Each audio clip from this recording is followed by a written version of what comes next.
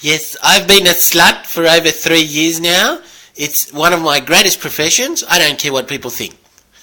This is exactly where a slut begins. See that? That's where the hormone comes from to go to nightclubs. Yes, right there. See it? Nightclub. All written all over it. Yes, we see a lot of patients come in. They're very, very slutty. We don't really care, but it ruins their life. We don't like sluts around here. I don't certainly want to be known as no one. This is the lungs of a slut. They are there to consume smoke. There's a fatty build-up. That's from Gary.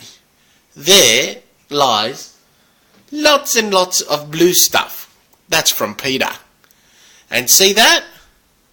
Yes, that's the beating of their frail hearts.